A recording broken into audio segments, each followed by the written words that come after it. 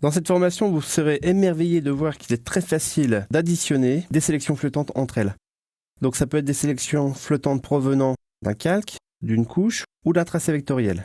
Ce qui permet après de, par exemple, mémoriser une nouvelle couche à partir de différents éléments. Donc c'est relativement simple. Alors, ici, ce que nous avons fait, dans la palette des calques, j'ai tapé un texte que j'ai simplement masqué. Nous avons différentes couches de détourage. Pour le cône se trouvant en haut, ici le rond, d'accord? Et puis également la roue, d'accord?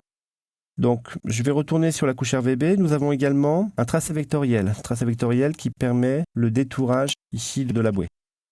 Alors, comment récupérer des sélections flottantes et les combiner? On avait vu que lorsqu'on travaillait sur les outils de sélection flottante ici, on avait des options présentes dans la barre d'options. Eh bien, ça va être la même chose lorsqu'on va récupérer des sélections flottantes. Par exemple, si j'appuie sur la touche CTRL ou la touche pomme sur Mac et que je clique sur le calque du texte, il faut savoir que je peux rapidement récupérer une sélection flottante, ce qui peut me permettre, par exemple, d'appliquer un réglage dans cette zone. D'accord? Ça, on l'a déjà vu, moi je veux le combiner avec d'autres sélections. Donc je peux aller dans la palette couche. Avec la touche CTRL, je vais récupérer une nouvelle sélection flottante. Le problème, c'est que si je clique sans aucune touche, simplement avec la touche CTRL, je récupère une nouvelle sélection flottante, mais j'ai perdu mon ancienne sélection flottante du texte. Donc j'annule. Et regardez, lorsque j'appuie sur la touche CTRL ou pomme, j'ai mon outil de récupération de sélection, mais si j'appuie en plus sur la touche Shift, j'ai un petit plus qui vient se mettre en place, qui me permet de pouvoir additionner des sélections flottantes. Ça, c'est relativement pratique. Voilà, donc toutes les sélections flottantes, vous voyez que le sud recouvrait la roue.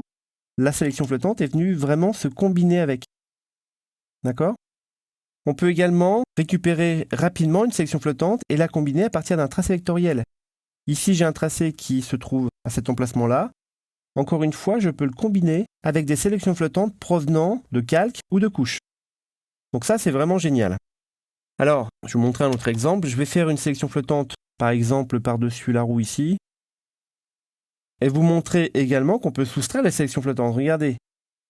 Touche CTRL, je récupère une sélection. Et si j'appuie sur la touche ALT, j'ai un petit moins qui vient se mettre en place. Et bien donc, il va me soustraire la sélection de la roue par rapport à mon ellipse. Donc ça, c'est assez génial. Simplement par de simples clics, en combinant les touches Shift ou Alt, je peux effectivement soustraire la couche de la roue à mon ellipse. D'accord? Ce qu'on peut également faire, c'est faire ce qu'on appelle des intersections. Alors pour faire une intersection, il faut que j'appuie en même temps sur la touche Shift et la touche Alt, sans oublier la touche CTRL qui me permet de récupérer la sélection. Et donc là, je ne garde que l'intersection des deux. Je vais vous le refaire sur un objet beaucoup plus simple. Je vais faire une ellipse ici, qui chevauche le masque de fusion ronde. Donc si j'appuie sur Shift, je les additionne. Si j'appuie sur la touche Alt, je les soustrais. C'est-à-dire, lui vient se soustraire au précédent.